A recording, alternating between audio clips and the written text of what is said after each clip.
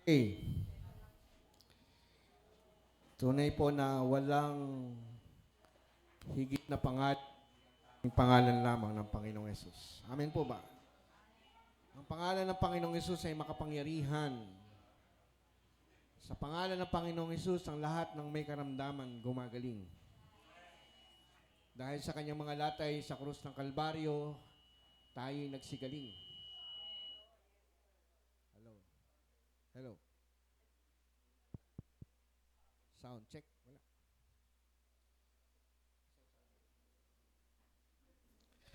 Hello. Okay, good morning po sa bawat isa. Isa pong mapagpalat, mapagbiyayang araw. Batiin po natin ating katabi ng Charito Morning. Ayan, we are blessed and highly favored. Amen po. Salamat po sa Diyos sapagkat tunay nga na araw-araw nararanasan natin ang kasaganaan ng kanyang biyaya. This year is the overflowing grace. Sa anumang sitwasyon ng ating buhay, sagana ang biyaya ng Diyos sa buhay natin. Amen po ba? At 2025 ay naniwala tayo na ito ay anumang ating hinaharap, hindi natin alam ito. Kasi hindi natin alam yung ating hinaharap, pero alam natin na medyos tayo, ni minsan hindi tayo iniiwan. Ni minsan hindi tayo pinababayaan. Okay, continue po tayo sa ating pag-aaral. Ang ating pinag-aaralan po ay metamorpho, ang tunay na pagbabago. At itong taon na ito, marami pong nangako. Meron silang New Year's resolution. 2025, hindi na ako magiging masungit. Mapagmahal na ako sa aking asawa. Di ba? Meron ganon. 2025 ako ay ganito na. Pero kapag ang pagbabago ay nagsimula sa labas, papasok, hindi po ito pangmatagalan.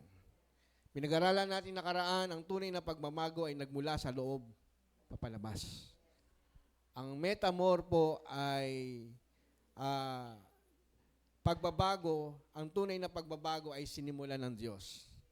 Nakaraan, balikan po natin yung life application, napag-aralan natin yung regeneration. A regeneration is an act of God, no? When a spiritually dead person made alive through Christ by the power of the Holy Spirit. Amen po ba? Yung patay na espiritu ay binuhay ng Diyos. Kasi yun po ang kailangang mauna. Na ang tao magkakaroon lamang na tunay na pagbabago kung ang kanyang espiritong patay ay mabuhay. At iyan po ang inuna ng Diyos sa atin.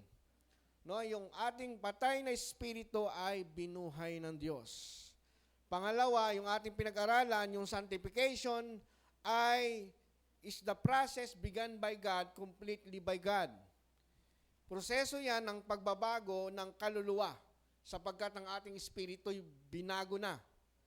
No, complete po ang ating kaluluwa, ang ating espiritu hindi nagkakasala, hindi nagagalaw ng dyablo. Walang sino mang pwedeng umagaw rito, tayo po'y na-born again, ang ating spirit ay na-born again.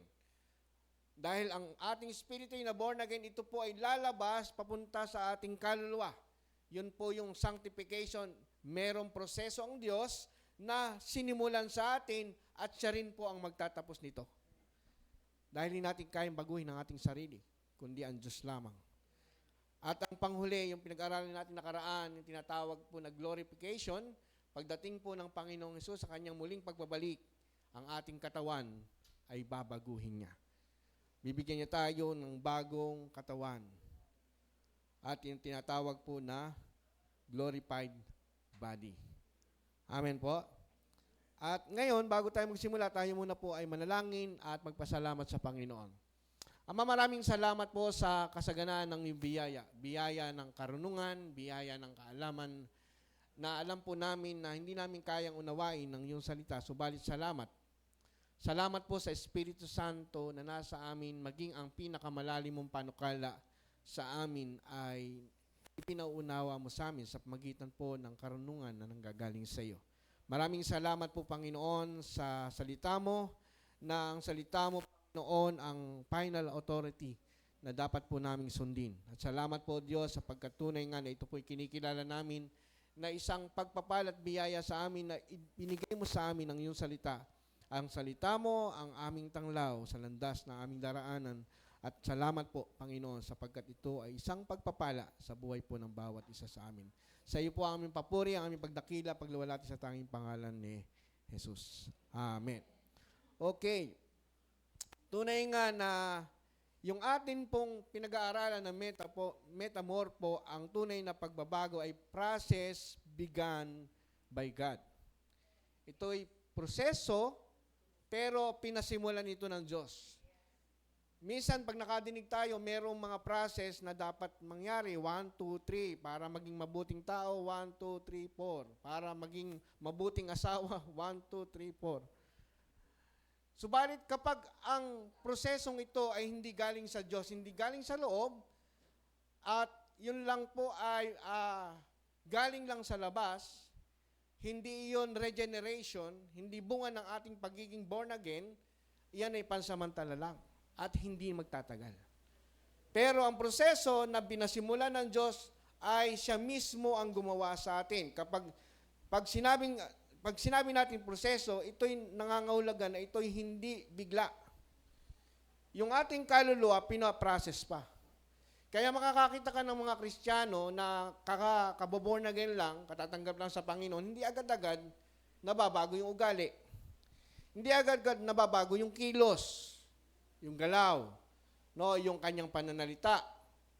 Yung dating pananalitaan mo ay magagalitin ka, no, laging nakaangil, parang gano'n, laging pagkausap laging parang asong mangagat. Iyan po ay proseso.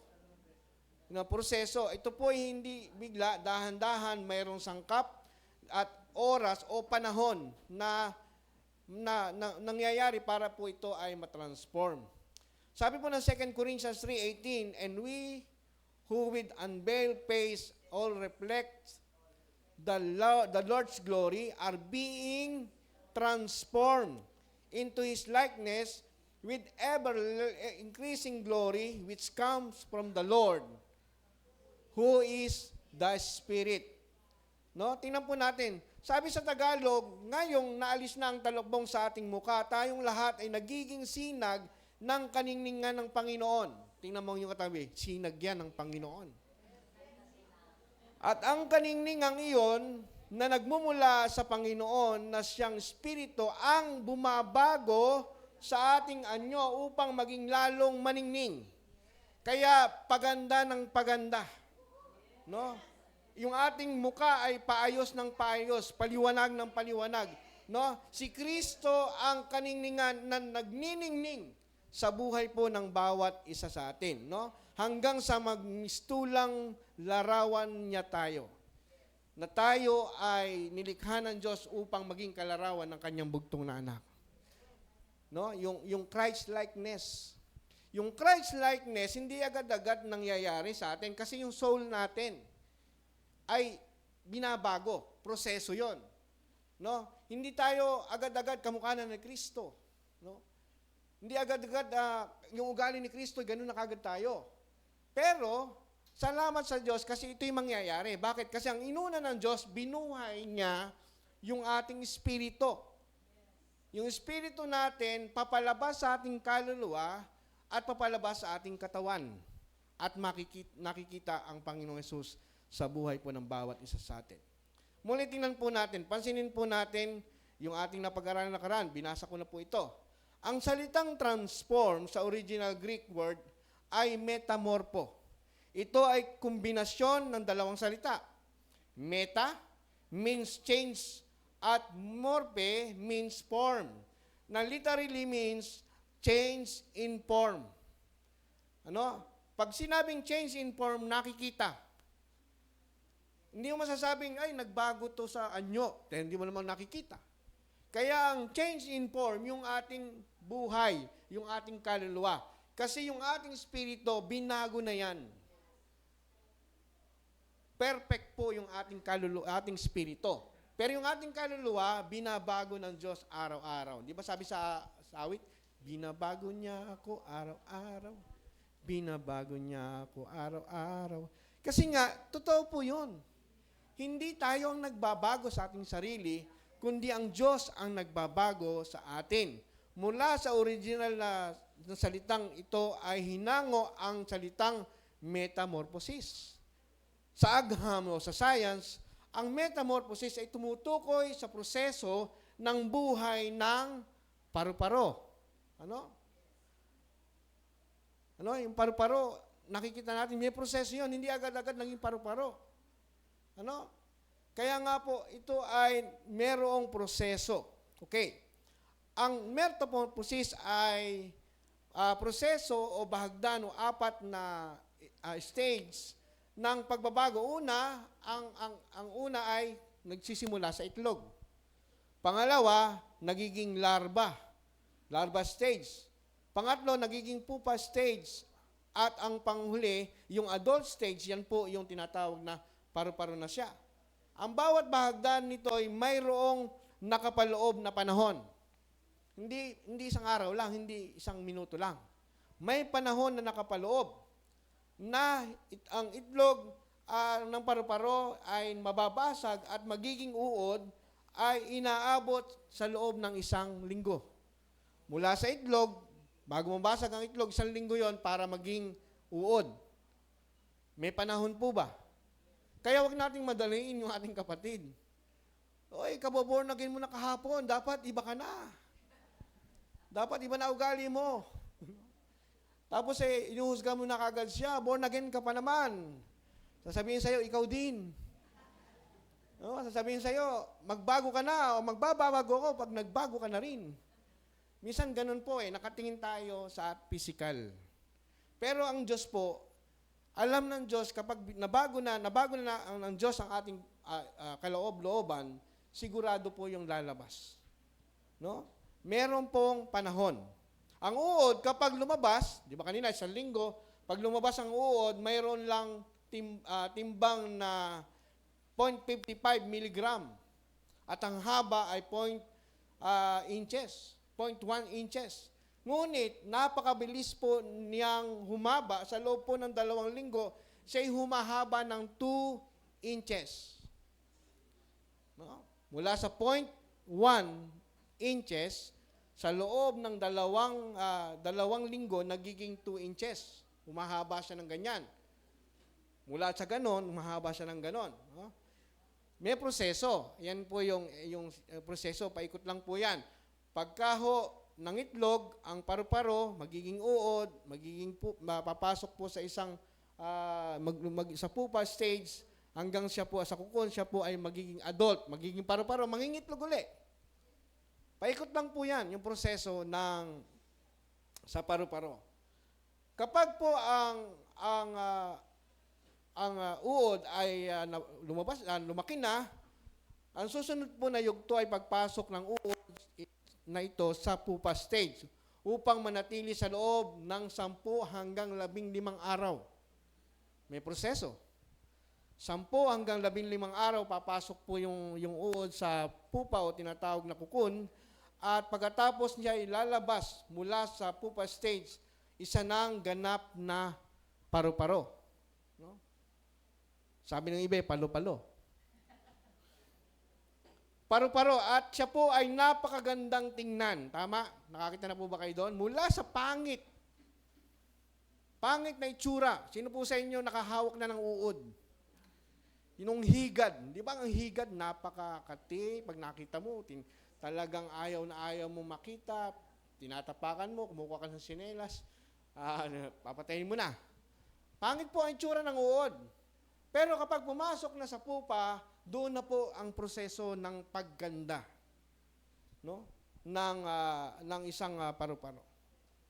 Tingnan po natin, yung pong paglalarawan ng metamorphosis ay upang makita natin na meron talagang proseso.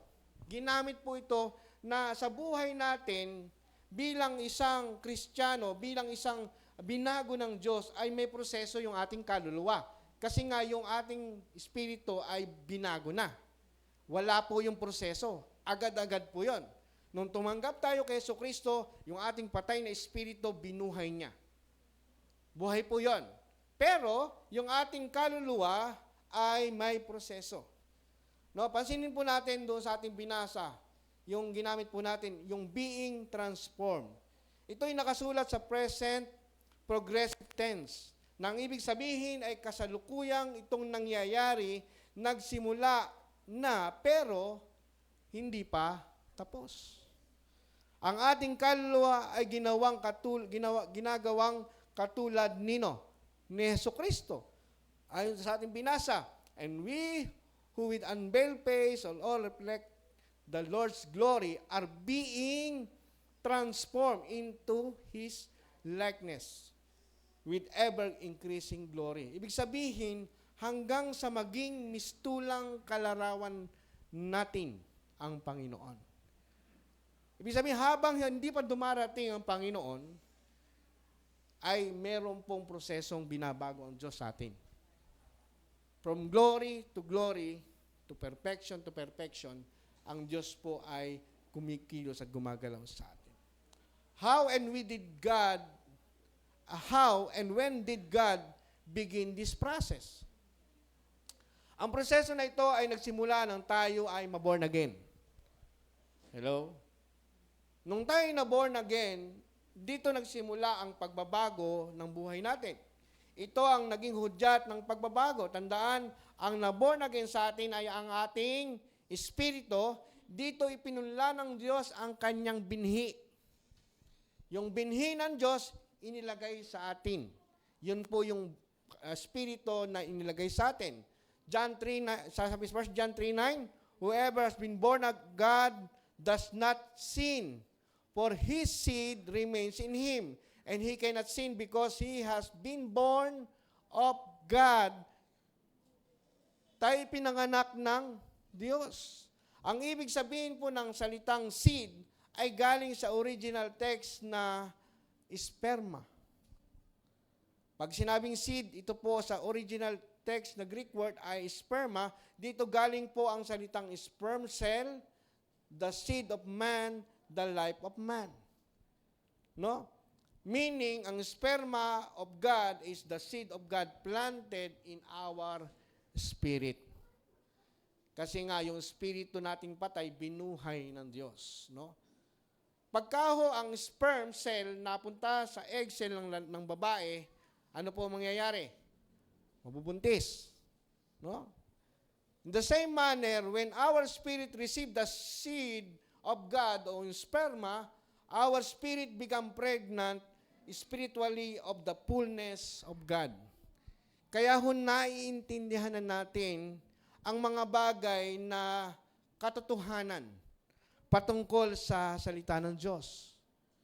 Kasi walang nakakaunawa patungkol sa Diyos. Sabi niya, dahil sa espiritong nilagay sa atin ng Diyos, maging ang pinakamalalim na panukala ng Diyos, naunawa natin. Nung hindi ka born again, hindi mo alam na ikaw ay may buhay na walang hanggan. Pag tinanong ka, saan ka pupunta? Diyan lang, kakalat-kalat sa hangin. Hindi ko alam kung saan ako pupunta kasi hindi nga buhay yung espiritu mo eh. Wala kang kasiguraduhan kung saan ka pupunta pag namatay ka. Pero nung binuhay ng Diyos ang ating espiritu, naiintindihan natin ang sinasabi ng salita ng Diyos, na ang sino mang nananalig sa Panginoong Jesucristo ay may buhay na walang hanggan. No? Kasi sabi, ang pinananahanan ng anak ng Diyos ay may buhay na walang hanggan. Ngunit wala nito ang hindi pinananahanan ng anak ng Diyos. Sinusulat ko ito sa inyo upang malaman ninyo na kayong nananalig sa anak ng Diyos ay may buhay na walang hanggan. Naniniwala ba tayo may buhay na walang hanggan? Sino sa inyo ang hindi naniniwala? Kasi kung hindi kayo naniniwala, ulitin natin uli. Yung you must be born again. Pero nung tayo na born again, naiintindihan natin, naniniwala tayo kahit hindi pa natin nakikita yung langit. Kasi nga, yung Espiritu ng Diyos na nasa atin, yun yung nagpapaunawa sa atin. At nagkakaroon tayo ng katiyakan. Kaya kawawa po yung isang Kristiyano, 20 taon na Kristiyano, walang katiyakan ng kaligtasan. Pakahirap ng pakahirap, nagpapakapagod. no, yung ginawa ni Kristo parang hindi pa sapat sa kanila. Dinadagdagan nila. Kasi para sigurado, hindi po yun pananampalataya. Ang pananampalataya, yung mga bagay na hindi mo nakikita pero alam mo na nangyayari at nangyari sa buhay mo. Amen? Yung reality ng buhay bilang isang Kristiyano, naniniwala tayo na ang isang Kristiyano may buhay na walang hanggan. Amen. Yung reality ng pagiging Kristiyano, you are blessed and highly favored. Amen? Yung sinasabing ikaw ay charito, kaya ikaw ay kacharito. Sabihin ng iba, hindi ako kacharito kasi hindi naman ako grace community. Hindi po yun sa community. Yun po yung reality ng isang Kristiyano, na isang born-again Christian, na isang anak ng Diyos ay pinagpala at pinaburan ng Diyos. Kasi yan po yung nasabi sa sulat. Hindi po ba? Sa Ephesians 1:3.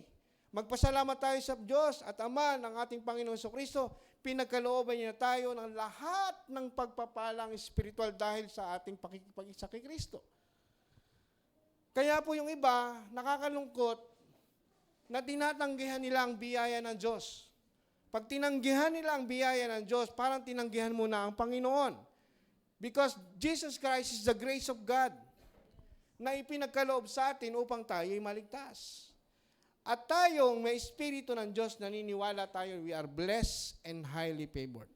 Amen po ba? Na ang reality ng ating buhay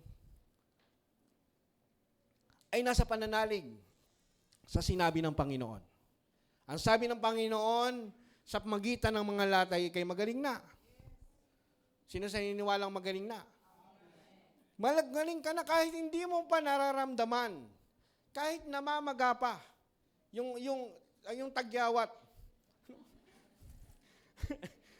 Kahit ano pa yung nararamdaman mo, pero the reality, you believe, naniniwala ka na ikaw ay magaling na. Bakit? Kasi yung Espiritong nasa iyo, sinasabi sa iyo ng Diyos, magaling ka na, magaling ka na, magaling ka na. Na kapag naniniwala ang Espiritu mo na magaling ka na, magre-react ang ating physical na pangangatawan. Lumalakas yung ating immune system. Nung lumalakas ang ating immune system, lumalakas, tinatalo niya yung mga karamdaman, yung ubo, sipon, anumang karamdaman na meron ka, tinatalo ng iyong immune system. Bakit? Kasi nagre-react ngayon yung ating katawan sa sinasabi ng ating spirito. Hello? At sinasabi natin, ako'y magaling na, ako'y magaling na, ako'y magaling na. At buhay at kamatayan, nasaan? Nasa dila. Kumusta po ang iyong buhay? Praise God. Pinagpala at pinaburan. Kahit parating na yun si Judith, pinagpala at pinaburan. Hindi mo na inintindi yun. Alam mo kasi, ang Diyos mayaman sa lahat. Hindi ka niya iiwanan, hindi ka pababayaan. Amen po? Yun po yung faith. Yun po yung pananampalataya na inilagay sa atin. Yung reality ng katotohanan ng salita ng Diyos, pinaniniwalaan mo. Naniniwala tayo doon, di ba? Sabi ng salita ng Diyos, sa pamagitan ng kanyang mga sugat at latay, tayo ay nagsigaling. Nangyayari ba yon? Nangyari po yon. Amen po? At sinasabi ng salita ng Diyos na you are greatly empowered by God. Yung pagnanasa, kakayanang may sagawang kanyang kalooban, hindi sa atin. Ay galing po yan sa Diyos, ini-empower tayo ng Diyos para magawa ang kanyang kalooban. Kaya hindi tayo natatakot mag-share ng mabuting balita. Hindi tayo napapagod. Yung ating pong mga ginagawa ay merong kagalakan sa puso natin magbahagi ng salita ng Diyos. Hindi tayo natatakot manalangin. Kapag sinabi manalangin ka, ikaw ang opening prayer, ikaw ang closing prayer, nagiging paniki. Ba't ako? Ba't ako? Hindi ka natatakot. Kasi bakit? Kasi si Kristo ay nasa iyo. Amen po ba? Amen? Naniniwala tayo doon? Ang Diyos na nagbibigay sa atin. Sabi po sa Ephesians, sabi po sa 3:20, Ephesians 3:20, sa Diyos na makakagawa ng higit kaysa sa lahat na maaari nating hilingin At isipin, sa pamagitan ng kanyang kapangyarihang nagahari, kanino? Sa atin. Yung bang kapangyarihan ni Jesus Christ na nasa atin may itutumbas sa ibang kapangyarihan? Wala. Walang kapangyarihan na kayang tumumba sa kapangyarihang inilagay sa atin ng Diyos. Yung kapangyarihan ni Kristo na nasa atin, nagahari sa buhay po natin. You are blessed. You are highly favored. Reality yon. Ikaw ay pinaburan ng Diyos. Bakit? Kasi nga, ibinigay niya yung kanyang anak. Sabi doon sa verse 6, sa Ephesians 1:6, purihin natin siya dahil sa kanyang kahangahangang pagkalinga sa atin sa pamagitan ng kanyang minamahal na anak. You are blessed in the beloved. Walang ibang blessing na higit na sa pamagitan, ang blessing po na higit ay ang binigay sa atin ay ang kanyang bugtong na anak. Amen po?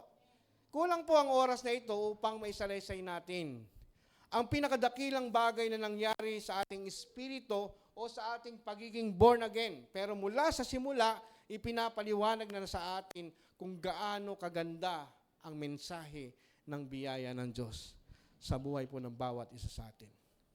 No? Maniwala po tayo, the greatest thing that happened to you is when you got born again. Pinakadakilang bagay na nangyari sa buhay po natin nung tayo po na born again. The seed of God entered in our spirit. Amen po? Kaya nga po, tayo po ay nagkaroon tayo ng Espiritu ng Diyos. Tayo po ay nagkaroon ng pagkaalam sa spiritual realities na itinuturo sa atin ng Diyos. Amen. Spiritually pregnant, sabi po doon, naunawaan po natin na ang labis na katuwaan ng buntis kapag ito po ay lumalabas na, kapag ito ay lumabas na, naisilang na ang sanggol, natutuwa po yung mga magulang, pati yung nanay, hindi po ba? Kahit anong hirap ng panganganak niya, kapag nakita na niya yung kanyang anak, nawawala po yung hirap, yung sakit, napapalitan. Ganon din po sa atin. Ganon din po sa atin na hinahayag at lumalabas ang wangis ng Panginoong Hesukristo sa buhay po natin. Kaya po nakakatuwang tingnan ng bawat isa sa atin. Tinoon niyo yung katabi, nakakatuwa po ba?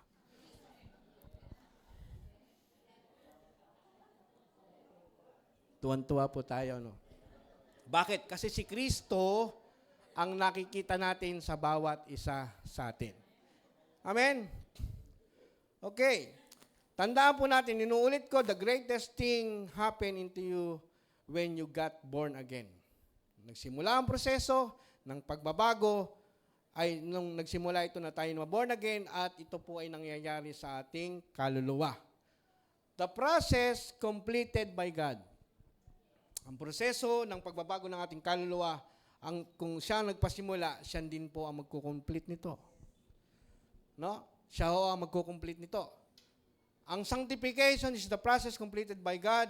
Ito ay proseso na tatapusin ng Diyos. Ang Diyos po hindi katulad ng marami. Yung marami ay parang ningas kugon. No? Sa simula lang magaling. No? Sa pagkatapos po noon, hindi na magaling. Kasi nga, ningas kugon. Ibig sabihin ng ningas kugon, pag sinindahan mo po ang kugon, yan po ay klase ng damo. Kapag sinindahan mo, maliyab na maliyab. Pero saglit lang, mamamatay na yon. Mabilis matupok. Pero ang Diyos, kapag sinimula ng Diyos, kanyang tatapusin. When God started something, He will finish it. Naniniwala tayo doon? God is committed to finish what He has started us. In us, yung pinasimulan ng Diyos sa atin ay kanyang lulubusin. Sa ano po sabi sa aklat po ng Philippians 1:6, being confident of this very thing, that He who has begun a good works in you will complete it until the day of Jesus Christ. Ang pinasimulan ng Diyos ay kanyang lulubusin. Sino maglulubos? Siya. Sino nagpasimula? Ang Diyos. At ang Diyos po ang maglulubos nito sa atin. Amen? Kaya masarap po sa Panginoon eh. Kasi lahat ibinigay na ng Diyos sa atin. Yan po yung tinatawag na amazing grace. binago ka na, binuhay na yung espiritu mo, pati yung kaluluwa mo, binabago pa ng Diyos. Pabuti ng pabuti, paganda ng paganda, paayos ng paayos. No? Yung ugali natin, paganda ng paganda, paayos ng paayos. Yung ating thinking, paayos ng paayos, paganda ng paganda. Yung ating decision, yung ating emotion, paganda ng paganda, pabuti ng pabuti. No? Kasi nga po, ang Diyos po ang nag-aayos nito. Proseso po yon. Kaya minsan, wag naman natin hadalin yung ating kapatid. Ano? Huwag natin hadalin. Baka nasa process. At tayo naman ay nasa process din. Kaya sabi ni Pablo, mag-unawaan tayo sa isa't isa. Magpatawaran tayo sa isa't isa. Kasi proseso po yon. Sabi po rito, how and when will God complete the process? Tandaan natin, ang proseso ng pagbabago ng ating kaluluwa, yung tinatawag na soul, mayroon pong mind, may will, may emotion, ay nagsisimula nang ikaw ay maborn again. Ito'y nagpapatuloy sa kasalukuyan at matatapos hanggang ang Panginoon po ay bumalik. Yung second coming ni Jesus Christ, doon na po natapos yung ating pong pagbabago sa ating kaluluwa. Kasi nga po, process pa tayo sa ating kaluluwa. Sabi po ni Apostol Pablo, ni Apostol John sa 1 John 3:2, Dear friends, now we are children of God. And what we will be has not yet been made known. But we know that when He appears, we shall be like Him, for we shall see Him as He is. Tingnan po natin. Sabi doon, tingnan po natin yung sinasabi ng ating binasa. Una, sinabi ni Apostol Pablo kung ano ang ating kasalukuyang kalalagayan. Ano unang kalalagayan natin? Now, we are children of God. Nung tayo po'y na-born again, ang nagiging born again, kung kailan mo tinanggap si Kristo sa buhay mo, na-born again ka. No, ikaw ay anak na ng Diyos. No? Ibig sabihin po nito nung ngayon ay present tense. Tayo'y mga anak na ng Diyos. Sino sa inyo mga anak na ng Diyos? Pangalawa, sinabi rin niya kung ano ang mangyayari sa atin sa hinaharap. Ano? We shall be like Him, for we shall see Him in He is, as He is. Sabi niyo, tayo magiging katulad ni Kristo, future tense. Magiging katulad ni Kristo. In the future, ibig sabihin, process. Yun po yung kaluluwa natin. Malinaw? Kasi ang tao ay binubuo ng tatlo. Espiritu, kaluluwa, at laman. Yung pangatlo, sinabi niya kung kailan ito mangyayari sa hinaharap. When He appears, we shall be like Him, for we shall see Him as He is. Tayo'y magiging katulad ni Kristo sa Kanyang muling pagbabalik. Ano po yung tinutukoy dito? Yung ating glorified body. Malinaw po? Tatlong bagay ang sinabi po rito. Ang ibig sabihin, ang buong proseso na sinimula ng Diyos, na Kanyang ipinunla, na Kanyang binhi sa ating espiritu, ay makukumpleto para sa ating kaluluwa sa ikalawang pagbabalik ng Panginoong Hesukristo. Tandaan, nagsimula ang proseso at ito'y nagpapatuloy ngayon. Amen? Sabi niyo sa katabi, process pa tayo. Malinaw, ang process, kaluluwa ha, mind, will, and emotion. Pagka sinabing mind, yung kaisipan. Pag sabing will, yung decision mo, minsan nagkakamali ka sa decision mo, minsan tama.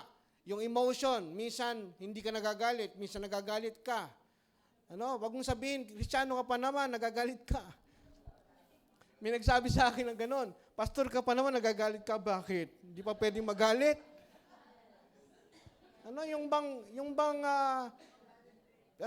sinasamantala na yung pagiging mabait mo, tapos pag nagalit ka, Pastor ka pa naman, nagagalit ka. Sabi naman ng Bible, si Jesus Christ nagalit, pero hindi siya nagkasala. No? Hindi ka nagsasabi ng masasamang salita. Pero nagagalit ka, hindi doon sa tao, nagagalit ka doon sa ginawa ng tao. Okay? At yun po ay proseso. Sa susunod, baka hindi ka na nagagalit. No, pag sinampal ka sa kanan, ano sabi? Ibigay mo yung kaliwa. Pagka umulit pa, ibang usapan na. Ganun po yung iba, di ba? Siyempre process.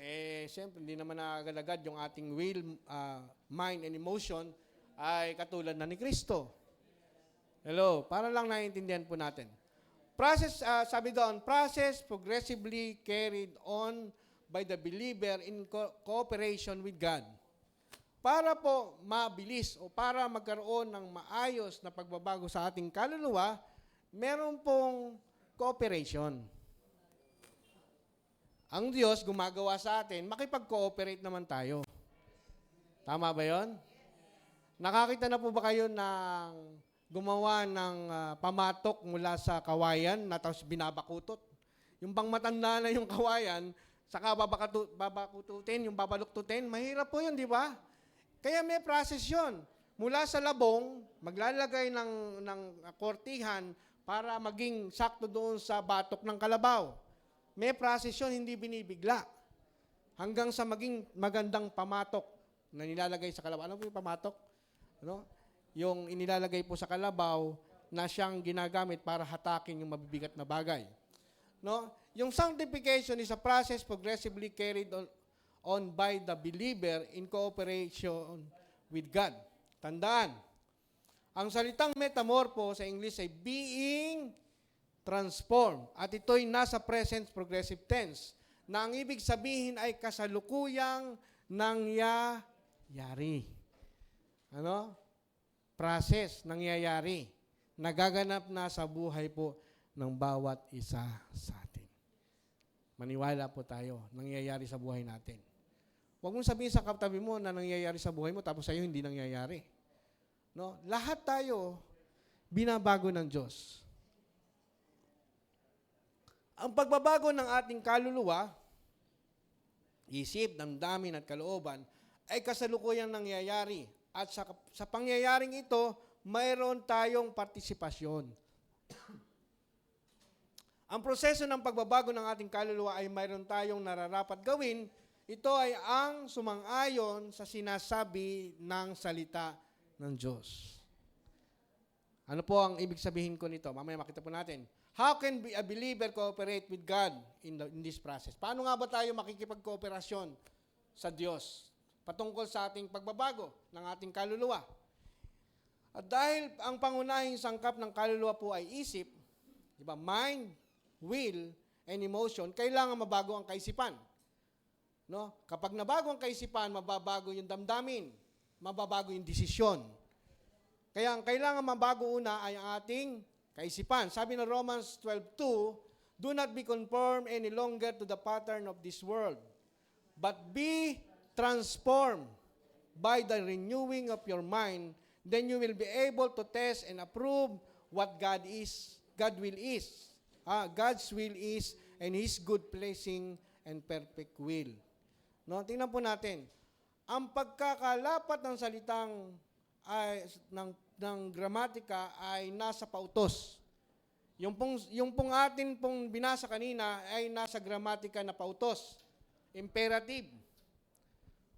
Inuutos. Huwag kayong umayon sa takbo ng sanlibutan. Pag sinabing huwag, pautos po ba yun? No, parang sinabi, huwag mong kakainin ang puno na nagbibigay ng kaalaman na mabutit masama. Pautos po ba yun? Pautos, hindi po ba? At magbabago ang sabi nito, ayan, huwag umayon sa takbo ng sanlibutan, magbago inisip. Hindi ang Diyos ang gagawa nito para sa atin.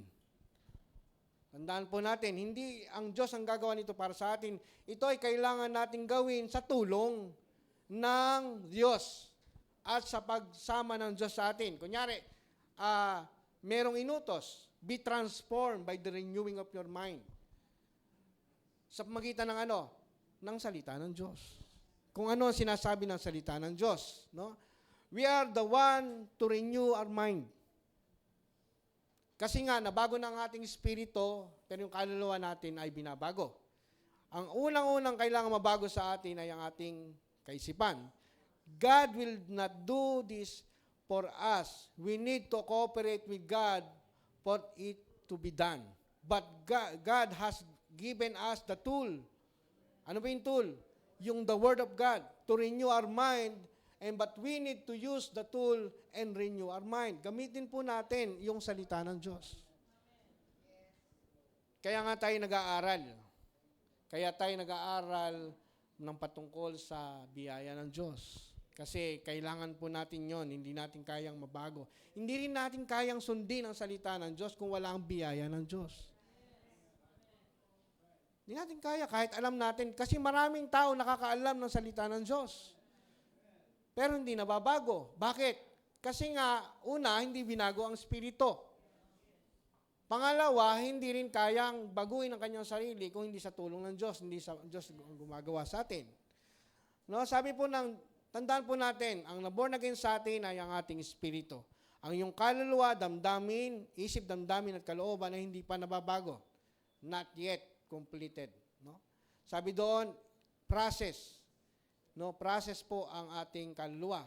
Ang balakas na iyong natural na pag-iisip ay naroon pa rin kahit na born again na ang inyong espiritu. Ibig sabihin, merong mga maling kaisipan pa rin. Born again ka, may mali ka pa rin kaisipan. Born again ka, pero meron pa rin maling damdamin. Born again ka, pero meron pa rin maling desisyon. Tama po ba yun? Bakit? Kasi yung kaluluwa ay process. No? Pero ang Biblia ang nagpapaunawa sa atin, nung hindi tayo born again, talagang may kaisipan na mali. No? Sabi ng Romans 1:28, yung kaisipang depraved mind ay meron tayo. Meron tayong sinful mind. Sabi sa Romans 8:7, meron tayong worldly, makamundong kaisipan. No? Sabi sa Philippians 3:19, yan po yung nilalaman ng ating kaisipan nung tayo po hindi pa na-born again. Pero, nung na-born again tayo, meron pa rin.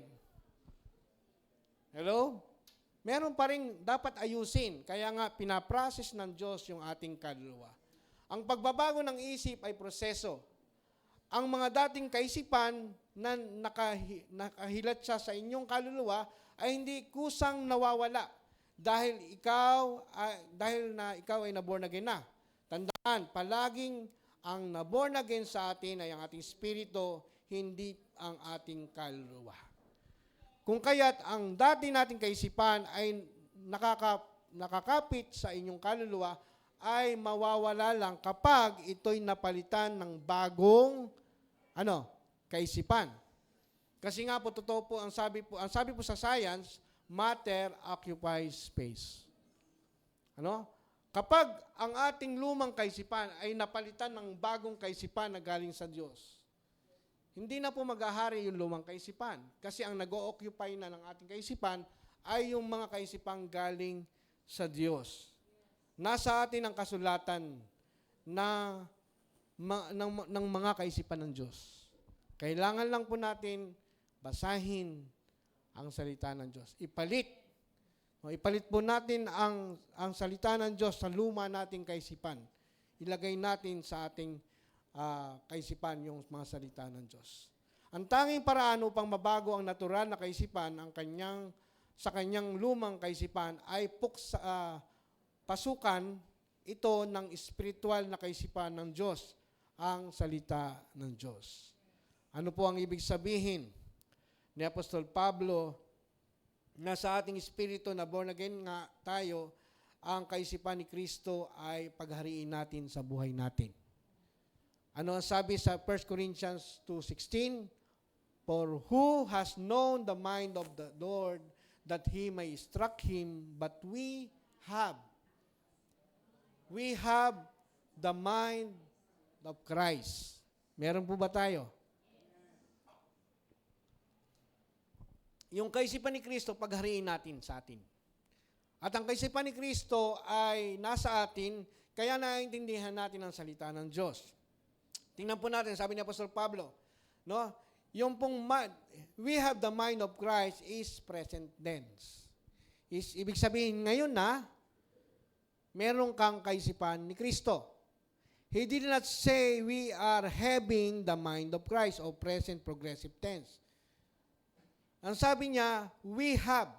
Present tense po yon. Ngayon mismo, meron kang kaisipan ni Kristo. He did not say we will have the mind of Christ o darating pa lang yung kaisipan ni Kristo. Ang sabi niya, we have the mind of Christ. Meaning, right now, in our born-again spirit, we already have it. We have already have the mind of Christ. No? How can the mind of Christ in our spirit renew the natural mind of our soul?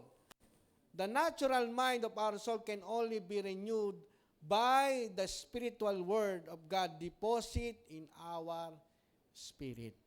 No? Kaya nga tayo nag-aaral. Kaya tayo nagbabasa ng Bible. Hindi para maligtas. Tayo nagbabasa ng Bible upang yung ating kaluluwa ay mabago ng mabago. Yung ating kaisipan, yung ating damdamin, yung ating will ay mabago. Sapagkat yung espiritu natin, we have the mind of Christ. At sa ating pagbabasa, hindi tayo nahihirapang unawain yon. Bakit? Kasi we have the mind of Christ. Amen? It is the Spirit who gives life. The flesh profits nothing. The word that I speak to you are spirit and they are life. Sabi sa John 6:63. Yung salita ng Diyos ay espiritu. Dahil may espiritu tayo ng Diyos, nagkakaunawaan yon. Kung ano ang nadideposito sa ating espiritu, yan po yung lalabas sa atin. Ang kapahayagan po o revelation ng salita ng Diyos na ating inaunawaan sa ating espiritu, ang siyang magbabago ng ating natural na isip. Sa gayon, kapag nabago na ang ating isip, mababago rin yung ating damdamin at kalooban. Sa gayon, ang buong kaluluwa, isip, damdamin at kalooban ay tuluyan ng mababago. Ano? Naniniwala tayo doon? Ang kaunawaan sa salita ng Diyos, sa ating espiritu ang may kakayahang magbago ng ating natural na kaisipan. Yung salita ng Diyos, ang ating espiritu na nilagay sa atin ng Diyos, ang may kakayanang magbago ng ating natural na kaisipan. Halimbawa, sabi sa John 8:32, ano po ibig sabihin sa John 8:32? Then you will know the truth, and the truth will set you free. Madalas nadidinig po natin, the truth will set you free. Pero kulang. Sabi doon, you will know the truth, and the truth will set you free. Kailangan nating maunawaan ang katotohanan. Kasi yung katotohanan ay ang sinasabi ng salita ng Diyos. Ang katotohanan ay si Kristo. Ang katotohanan ay yung mind of Christ. Ang katotohanan, ang salita ng Diyos na pinaunawa sa atin, you shall know the truth and the truth will set you free. Hanggang hindi mo naunawahan ang katotohanan, hindi ka mapapalaya ng katotohanan. Hello? Naniwala tayo doon? Ang sabi doon, then you will know the truth and the truth will set you free. Ang magpapalaya sa atin, sa inyo, sa atin ay ang pagkaalam mo ng katotohanan. Your knowledge of the truth will set you free. Hello? Kung sinabi ng salita ng Diyos na ikaw ay may buhay na walang hanggan. Sinabi na, nabasa mo sa salita ng Diyos, ang sino mang nanalig sa Panginoon Kristo ay may buhay na walang hanggan. Hindi mo nga nabasa, hindi mo nga naunawaan. Hindi ka ngayon makapag-decide, may buhay na walang hanggan ka ba? Ano? Pero sinabi ng salita ng Diyos na unawaan mo, ang sino mang nanalig kay Kristo ay may buhay na walang hanggan. Kaya nga po, my people perish because of lack of knowledge. No, hindi naman kailangan natin magpakadalubhasa, alamin mo lahat. No, hindi po yon. Ang ibig sabihin lang po dito, kailangan maunawaan ng ating kaisipan ang sinasabi ng kaisipang mula sa Espiritu sa pamagitan ng salita ng Diyos. Kunyari, sinasabi po ng salita ng Diyos, ikaw ay hindi na alipin ng kasalanan. Nabasa mo, naunawaan mo, naintindihan mo na hindi ka naalipin ng kasalanan dahil sa tinapos na gawa ng Panginoon Kristo. Pero kung hindi mo nabasa yon at hindi mo inunawa, nabasa mo, pero hindi mo inunawa, hindi mo pinaniwalaan yung sinasabi, ano sasabihin mo? Tao lang ako, kaya ako nagkakamali. No, yung hilat siya ng kasalanan, laging nandyan. Kaya nagahari kasi yun yung pinaniniwalaan mo. Pero kung ang pinaniniwalaan mo, hindi ka na alipin ng kasalanan, hindi ka na mamumuhay sa kasalanan kasi wala nang kapangyarihan sa iyo yung kasalanan. Nagkaroon ka ng pagkaalam sa katotohanan. You shall know the truth and the truth will set you free. Kailangan maunawaan natin ang katotohanan at ang katotohanan ang magpapalaya sa atin. So sabi ng Romans 6:14, for sin shall not have dominion over you. For you are not under the law, but under grace. Dahil sa kautusan, naging alipin tayo ng kasalanan. Sapagkat lahat ay nagkasala. Pag nagkasala sa isa, nagkasala sa buong kautusan. Pero salamat po sa biyaya ng Diyos, hindi na tayo alipin ng kasalanan. Dahil sa natapos na gawa ng Panginoon sa Kristo, dahil tayo po'y nasa ilalim ng biyaya ng Diyos, wala nang kapangyarihan ng kasalanan sa buhay natin. Pinaniniwalaan ba natin yan? Ang malaman mo na ikaw ay may buhay na walang hanggan sa Espiritu at naunawaan mo ito ng inyong natural na kaisipan, ito'y mahayag sa pisikal na buhay. Only just a matter of time. No? Kasi nga, dahil sa ating Espiritu, naniwala tayo may buhay na walang hanggan, ipinaunawa ng ating Espiritu sa ating natural na kaisipan na tayo po ay may buhay na walang hanggan. Kaya merong ibang Kristiyano, pag tinanong mo, pag namatay ka ba, saan ka pupunta? Hindi ko alam eh. Pero Kristiyano na yon. Bakit? Kasi hindi naipapasa ng Espiritu.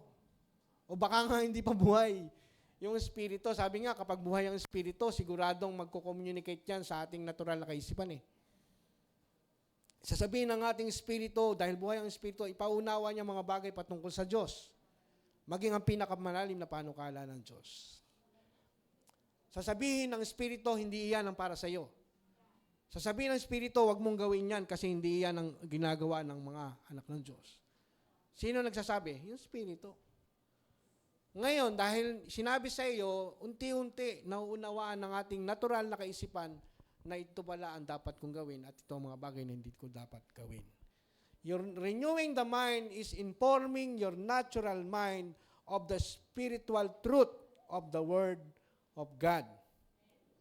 No, yung mga bagay na spiritual truth of God ay pinaunawa sa atin. Tingnan po natin sa 1 John 5:13, I write these things to you who believes in the name of the Lord Jesus, of the Son of God, so that you may know that you have eternal life. Sinusulat ko ito sa inyo upang malaman nyo na kayo'y may buhay na walang hanggan. Ano yung sinusulat? Yung Bible.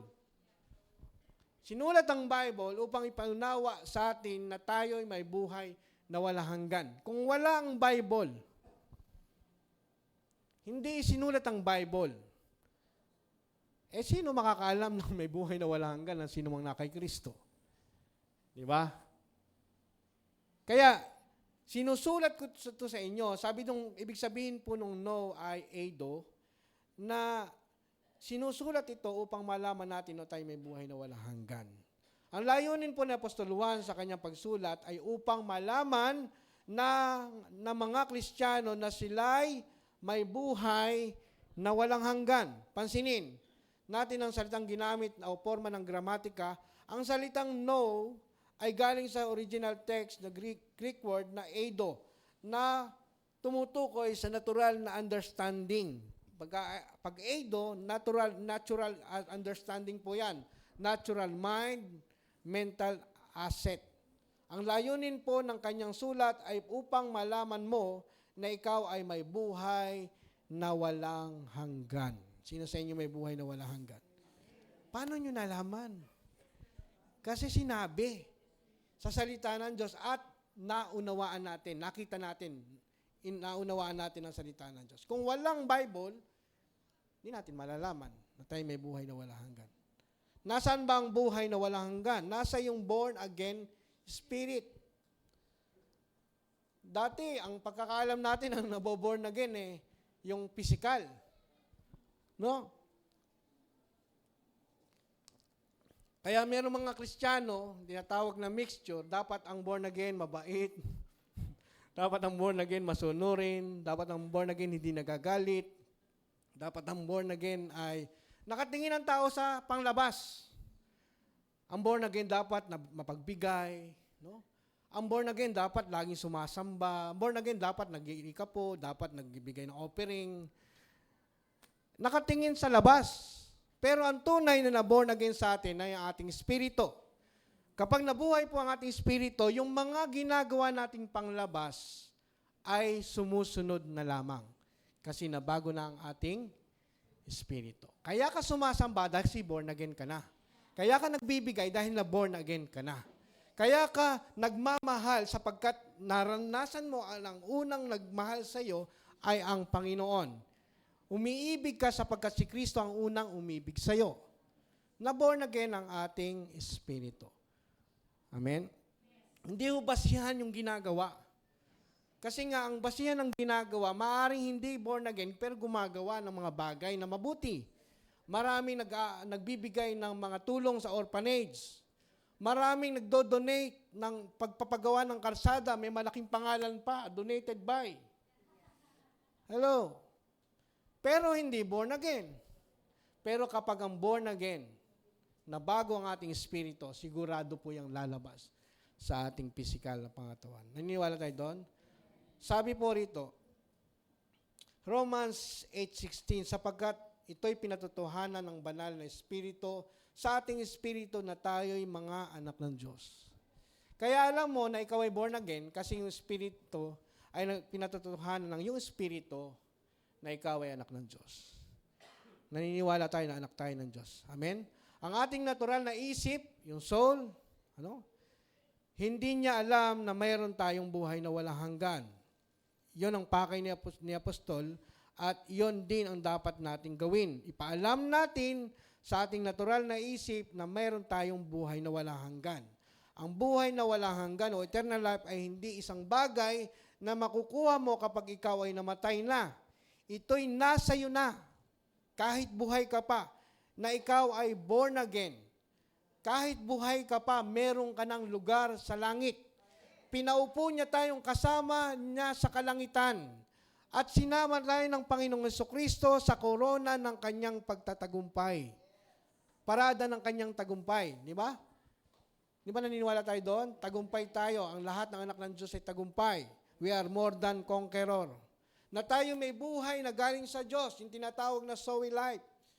No, sa Greek word ng life ay Zoe. Ang literal na kahulugan ay God's life, spiritual life, and abundant life na nilagay sa atin ng Diyos. Kaya sabi ng Panginoon, sabi po na parito siya upang bigyan niya tayo ng isang buhay na ganap at kasiya-siya. Yung buhay ni Kristo nasa atin. Sabi ng John 14:6, Jesus said unto him, I am the way, the truth, and the life. Walang ibang buhay. Kasi sinabing the life, walang ibang life, kundi kay Kristo lamang ang tunay na buhay. Amen po ba? Kay Jesus Christ, merong forever. Amen? Yung pong relasyon dito sa mundo, minsan walang forever, minsan natatapos. Pero kay Kristo, ni minsan, hindi natatapos ang ating relasyon sa Panginoon. Hindi niya tayo iniiwanan, hindi niya tayo pinababayaan. No? Naniniwala tayo na tayo po'y born again sapagkat ang Espiritu, ang binhi ng Diyos ay nilagay sa atin. Kaya ang dapat natin gawin, baguhin po natin ang ating kaisipan sa magitan ng katotohanan ng salita ng Diyos. Kaya tayo nag-aaral. Ang tunay na pagbabago ay nagsisimula sa Espiritu patungo sa kaluluwa hanggang sa katawan. Pag nabago ang ating kaisipan dahil sa binago na ng Diyos ang ating Espiritu, nabago ang ating kaisipan, mababago din po ang ating reaksyon ng ating katawan. Ang Diyos ang nagsimula ng pagbabago at ito'y kanyang tatapusin hanggang sa muling niyang pagbabalik ng Panginoong Hesukristo. Amen po? At ito'y dahan-dahan na nangyayari sa pamagitan ng ating pakikiisa sa Diyos. Maki-operate lang po tayo sa salita ng Diyos. Sukdulan, layunin ay maging katulad ni Kristo, ang ating isip, damdamin, at kaluluwa. Amen. Yan po ang plano ng Diyos sa atin. Ngayon, gusto ba natin? Do you want to start the real change? Ang tunay na pagbabago ay mula sa Espiritu. Ang pagbabagong ito ay tinatawag na regeneration. At naniniwala po ako at naniniwala ka sa iyong sarili na ikaw ay regeneration na. Ikaw ay regenerated na. Amen po ba? Ikaw ay born again na. Kung ikaw ay naniniwalang born again ka na, pagkatapos nito, ang pagbabago ng kaluluwa ay proseso. Binabago niya tayo araw-araw. Ang tawag dito po ay sanctification o transformation. Kapag natapos na ang buong prosesong ito, dadating na ang Panginoon, ito po ay hahantong na sa glorification o pagbibigay ng bagong buhay natin. Amen. Palakpakan po natin ang Panginoon. Ano po ang life application? The process of transformation begin by God when you become born again. Nagsimula yan nung ikaw ay na born again at ang Diyos po ang magtatapos nito. Maniwala po tayo doon. Ang sinimula ng Diyos ay Kanyang tatapusin. Sanctification is a process progressively. Yung sanctification ay nakapokus sa ating kaluluwa, mind, will, and emotion. Ano ang kailangan para ito ay mangyari at patuloy na mangyari at mabilis mangyari? O gusto nating maranasan ng pagbabago sa buhay natin sa ating kaluluwa, cooperate with God in His process. Ano? At maniwala tayo, we have the mind of Christ. The mind of Christ in our spirit renew the natural mind in our soul. Naniniwala tayo doon? Ano po ang big idea? The big idea in Christ, we are truly transformed. Palakpakan po natin ang Panginoon. Tayo po'y manalangin. Ama, maraming salamat po, Panginoon, sa iyong salita, sapagkat isa pong pagpapala ang iyong salita sa amin. Sapagkat hindi po namin malalaman ang katotohanan at hindi kami makakalaya sa anumang bagay na meron kami. Pero salamat po na naunawaan namin ang katotohanan at ang katotohanan ang nagpalaya sa amin. Natutunan po namin, naunawaan po namin kung gaano kalawak, kasagana ng iyong biyaya sa buhay po namin.